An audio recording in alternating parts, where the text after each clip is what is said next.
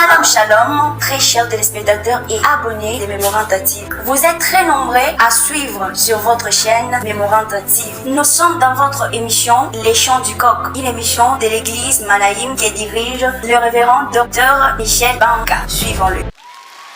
Shalom, shalom au peuple de Dieu. C'est votre frère Dr Michel Banka, de la communauté des assemblées de Saint-Manaïm, ainsi que le Asma. Nous disons que la grâce de notre Seigneur Jésus vous accompagne. Nous sommes ici présents pour présenter notre émission qui a aussi pour thème la mission de Joseph en Égypte. Avant de commencer, j'aimerais qu'on puisse prier notre Dieu. Yahweh, notre Dieu, nous te disons encore merci une fois de plus de nous avoir donné cette opportunité d'être dans ta présence. Nous sommes là pour t'écouter. Notre prière est que tu nous parles en tant que Père qui parle à ses enfants.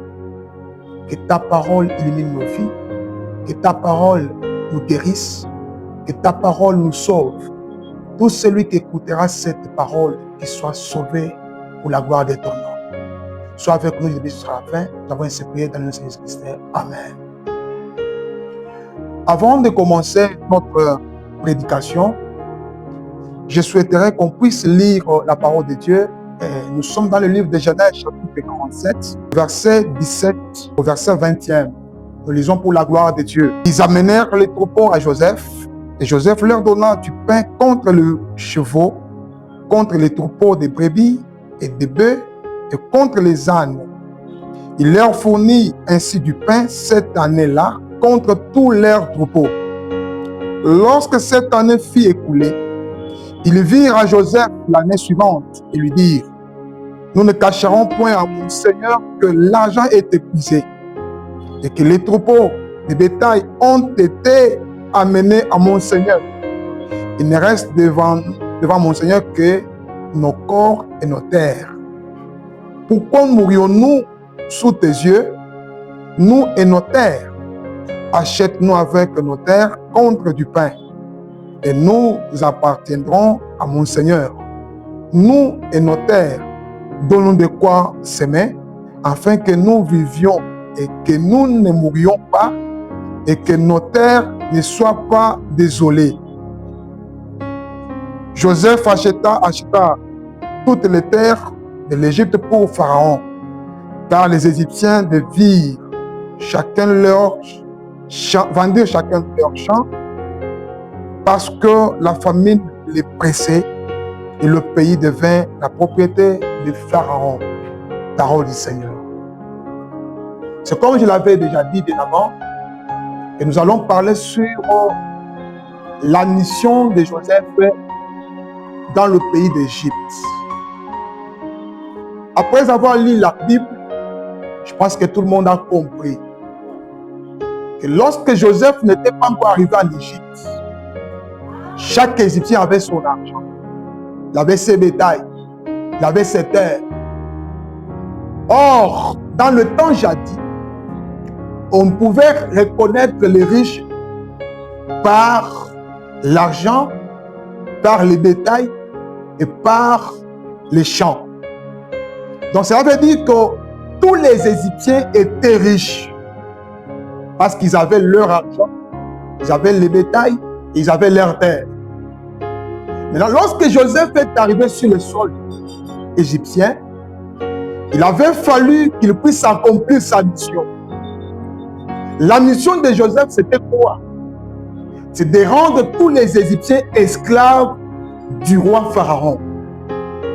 Est-ce qu'il y a un saint ici? Ça veut dire quoi? Tout ce que Joseph devait faire dans le pays d'Égypte était pour que les Égyptiens deviennent esclaves. Et personne ne peut jamais devenir esclave de quelqu'un s'il a l'argent, s'il a des bétails, s'il a des terres, s'il a encore riche. Alors Joseph devait premièrement appauvrir les Égyptiens. Il devait acheter le pain de Joseph par leur argent, par leur bétail et par leurs terres. Une fois que leur argent, leur bétail et leurs terres se sont épuisés, c'est alors que les Égyptiens se sont dit: nous allons mourir de faim. Que Pharaon nous achète, nous et nos terres, que nous demeurions les esclaves de Pharaon, pourvu que nous ne puissions pas mourir de faim.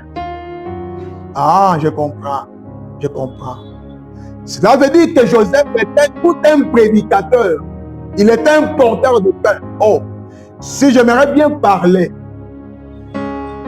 lorsque vous allez regarder Joseph dans les champs auprès de ses frères, Joseph leur avait apporté du pain. Donc, devant les frères de Joseph, Joseph était tout un porteur du pain. Mais les frères de Joseph n'ont pas pu conserver ou protéger le porteur du pain. Ils ont vendu Joseph. Et lorsque Joseph est parti, il alla avec son pain dans le pays d'Égypte. Et lorsque Joseph est arrivé dans le pays d'Égypte, malgré que la famine a frappé tous les pays, la présence de Joseph en Égypte, l'Égypte a eu le pain par le biais de Joseph. Mais là, la condition était que pour manger le pain de Joseph, il faut que tu sois esclave du grand roi Pharaon. Alors là, je comprends que Joseph, si nous voulons un peu balancer la nuée, dans une autre dimension, Joseph devient l'Éphésiens 4:11. La mission de l'Éphésiens 4:11, les ministres à la parole de Dieu dans le monde, dans l'église locale, c'est de pouvoir appauvrir les Égyptiens, qu'ils donnent leur argent, qu'ils donnent leur bétail, qu'ils donnent leur terre. Une fois être appauvris, et ils doivent souhaiter de devenir esclaves du grand roi. Personne ne peut devenir esclave du grand roi s'il est encore riche. Si j'aimerais un peu parler de la richesse dont il est question, je comprends qu'il est écrit dans la Bible: heureux ceux qui sont pauvres en esprit, car ils hériteront les royaumes des cieux. Par là, nous comprenons que ceux-là qui sont pauvres en esprit, ce n'est pas ceux-là qui n'ont pas l'argent, non. La pauvreté ici est mentionnée dans la Bible, la façon dont la personne abandonne le péché. Il était riche dans les critiques, dans l'impudicité, dans le vol, dans le mensonge, dans les calomnies. Mais une fois qu'il mange le pain de Joseph, il est appauvri et d'office il devient l'esclave du roi Pharaon. Or, notre roi, que la Bible appelle le roi des rois et le seigneur des seigneurs, c'est le Dieu, le créateur. Pour devenir esclave de Dieu, nous devons d'abord être appauvris dans nos cœurs en abandonnant le péché, l'impudicité, le vol, toutes sortes de péchés. Et si nous les abandonnons, nous devenons pauvres. L'enseignement du Christ, l'enseignement authentique péché par les vrais ministres de Dieu doit tellement appauvrir les Égyptiens. C'est pourquoi j'aimerais dire aux saints, une fois que tu viens à l'église, c'est pour écouter la parole qui doit t'amener à la pauvreté spirituelle, à l'abandon du péché. Une fois que tu abandonnes le péché, tu deviens pauvre, là tu serviras le roi, tu deviendras esclave du roi. Et aujourd'hui, les choses ont changé.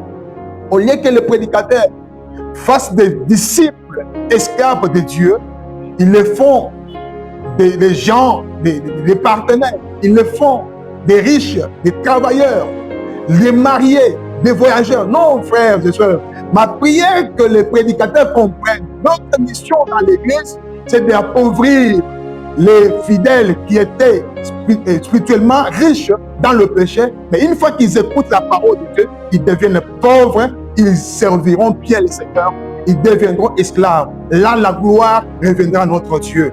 Ma prière est que toute l'Égypte soit la propriété privée du grand roi. J'aimerais dire que le monde soit la propriété privée de notre Dieu. Pour que cela arrive ainsi, il faut que les gens parviennent à écouter la parole authentique, la sainte doctrine. Ils abandonneront le péché, ils deviendront d'office esclaves. Que Dieu vous bénisse. Nous bénissons aussi la chaîne Memoranda TV, et le Seigneur Dieu vous bénisse. Réalisé par Memoranda Marketing et Bible.